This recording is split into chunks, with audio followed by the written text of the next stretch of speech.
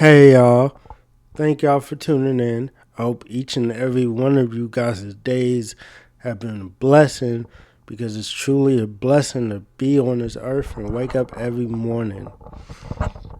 Now, to get into the video, I wanted to discuss my testimony.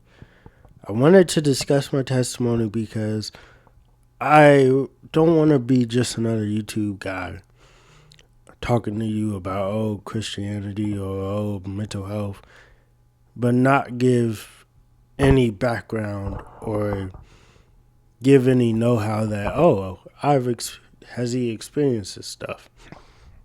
So kind of want to fill you guys in to my life, and a lot of you guys that have that peek behind the curtain, as they say, so y'all can just kind of get to know who I am a little bit.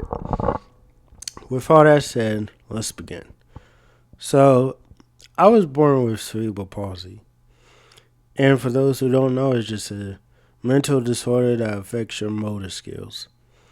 And I got this disorder from birth. Doctors, rather, they didn't know what they were doing or they forgot, I don't know. But they did something for longer than they should have, and that ended up with me getting cerebral palsy. And not only that, in order for them to rectify the mistake that they made, I had to forego surgery that rewired my brain and ended up causing me to rotate my head, as I'm sure you guys have seen with my videos so far. Rather it be these new ones or the old ones, I'm pretty sure you guys have noticed. And so, since it's not something you just see anyone doing, people see that and they don't understand it. And what people don't understand, they tend to make fun of. So, people made fun of me. And I wish I can be exaggerating when I tell everybody this. I really wish I can. But I got bullied relentlessly. I'm talking every single day. Maybe not as much every day, but every single day someone at least says something to me or laughed in my face. And them kids were mean. I'm saying they would make fun of me directly in my face, like acting like I wasn't even there. Like, it was brutal for anybody to go through. And with that, I grew up very isolated because I didn't trust anybody. I didn't like anybody. I didn't look up to anybody. I didn't want to be like anybody. So I just stayed to myself because really, I was depressed. I was angry because after so many times of hearing the same negative thing, I started to believe that. So, for example, a main thing people would say is, "Oh, you're too weird. Nobody would want to hang out with you," or "Get out of my way. I don't want to. I don't want to be your friend. I don't want to be seen with you."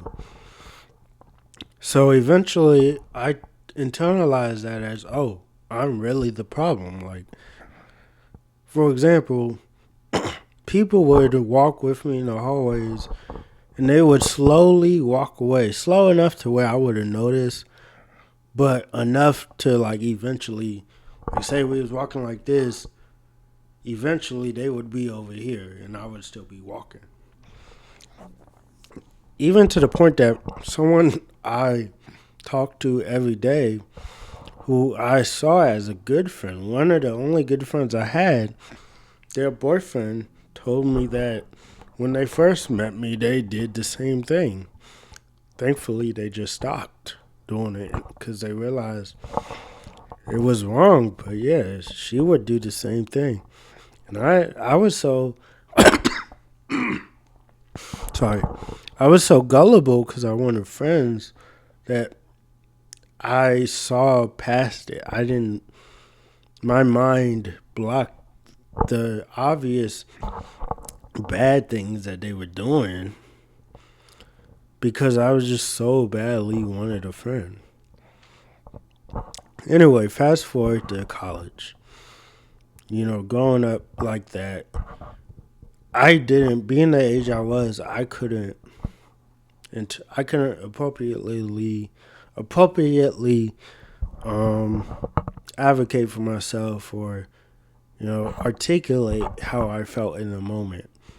And so I would just cry and lash out on people till I got to college. And at that point, I started indulging in some activities that I shouldn't. And one day, I had said to my friends that I didn't like my life. And at that point, it was new to me. I was like, why am I saying I don't like my life? I never said this before. Like, that's not something I would imagine people just say. So I thought about it all night till the morning and a couple of days after. And then it all went downhill from there.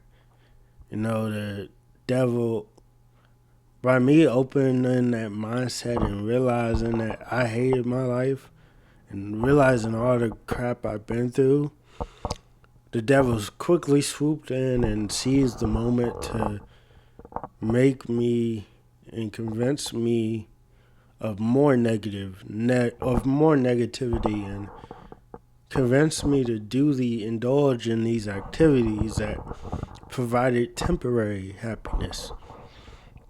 I'm talking like partying all night, eating whatever I wanted,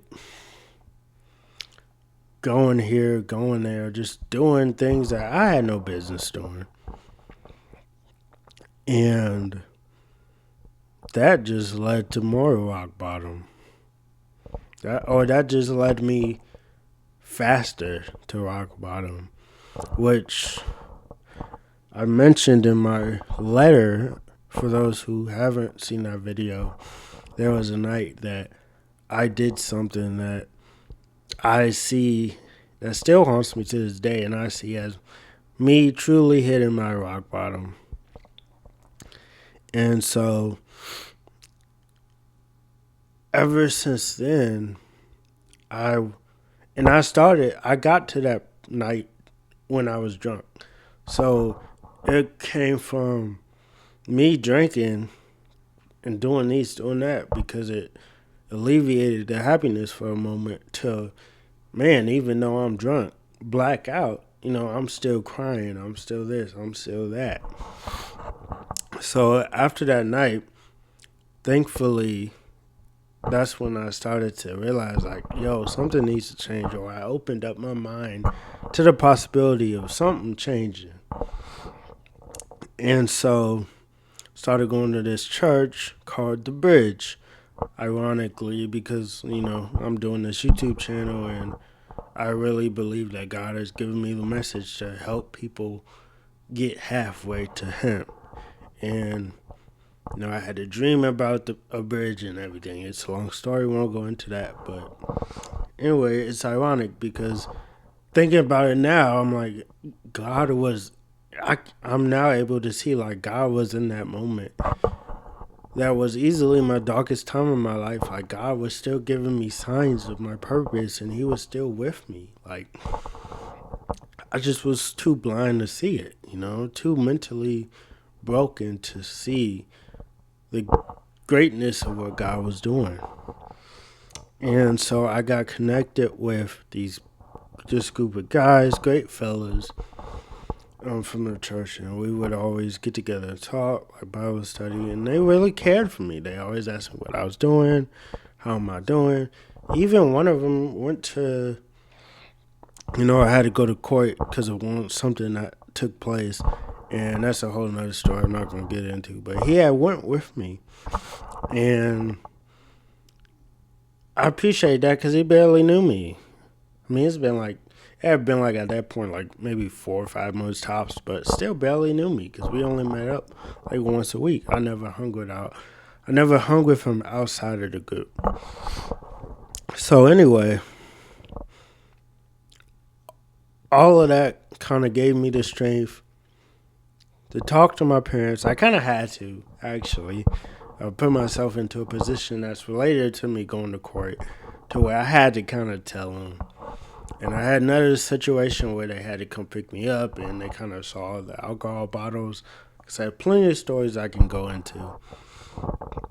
And so through talking to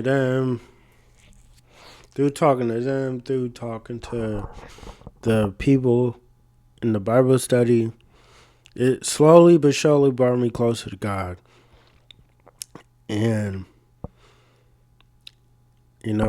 I started reading the Bible more, started praying more, taking care of myself more. Until eventually now I'm here with this church, going into discipleship, and now I'm on this YouTube trying to do my own form of discipling.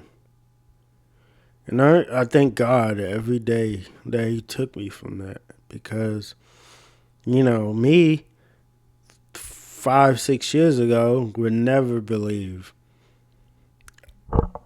that I got here today. The part that I forgot to go into, I tried to, put an end to my life multiple times because of how I felt. And the last time I was very close. It was my friend's, 1 second that changed a lifetime. I wouldn't be here if it wasn't for that 1 second. And so I thank him, going back to what I was saying, I thank him for putting everybody who came in my life into place to save my life, because I truly wouldn't be here without God. And that's why, I want to do what I'm doing, and I want to bring other people to Him if I can. Because I believe that I'm also here because there's a reason. God wanted me to be here. God wanted me to, everything I've been through, I'm like, they can't be for nothing, So, yeah, that's a little about me. For anyone who's still watching, thank y'all for watching. And if you guys like this content, please subscribe, like, share. Trying to change the world. And I would love for anyone to be a part of that. Don't be afraid to ask me anything. I'm here for you guys. Because the funny thing is, the testimony's not over. My journey isn't over. I'm still living it. I still sin. I'm going to sin for the rest of my life because that's just how it is. I mean, heck, I'm human. And so my testimony is still happening as I speak to you. So thank you. The video's already long enough, so I'm not going to keep you any longer. But thank you. Thanks for watching. You guys are truly a blessing. You guys are strong, worthy. And I hope y'all know y'all can overcome anything. Deuces.